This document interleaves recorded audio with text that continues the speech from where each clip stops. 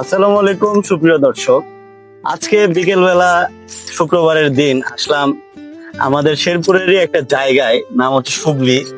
এখানে প্রায় অনেকে আসে বিকেলবেলা আড্ডা আড্ডা দেয়। জায়গাটা খুব সুন্দর, ভালোই লাগছে। আমার সাথে আমার কয়েকটা বন্ধু এসেছে, এই যে আমার বন্ধু আদিয়ান।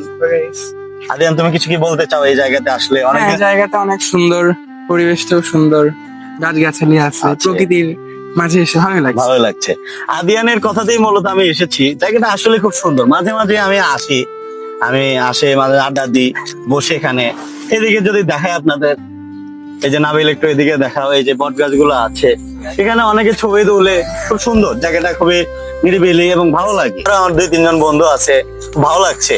ওরা মাত্রই আসলো, আমি কিছুক্ষণ আগে এসেছি। আমার এখানে আসার পর একটু কিছু অ্যাক্টিভিটিস আছে, আমরা একটু উনো খেলবো, আরো কিছু সময় কাটাবো, একটু আড্ডা দিব।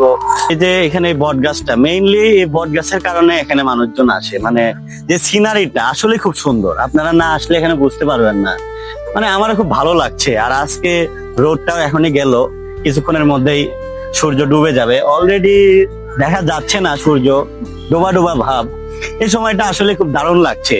এই জায়গায় দাঁড়িয়ে আছি, বিভিন্ন কথা মনে পড়ে যায় এই সমস্ত জায়গায় আসলে। পিছনে আরো কয়েকটা বট গাছ আছে। এই সৌন্দর্যটা আসলে তৈরি হয়েছে এই বট গাছগুলোর কারণে। আর ছবিগুলো খুব সুন্দর আসে। আপনারা চাইলে এখানে আসতে পারেন। আর পিছনের দিকে আরো কয়েকটি গাছ রয়েছে, আপনারা যদি দেখেন দেখতে পারবেন। ওখানে ওই যে আদিয়ান গিয়েছে, এখানে ছবি তুলছে। আশেপাশে ধান ক্ষেত, এটাও খুব সুন্দর। এখানে আপনারা চাইলে আসবেন, সবার ভালো লাগবে আশা করি। ধান ক্ষেত গুলো আপনার দেখবেন, ধান পেকে গিয়েছে, আর কিছুদিনের মধ্যে হয়তো কাটার প্রস্তুতি নিবে মানুষজন, কৃষকেরা।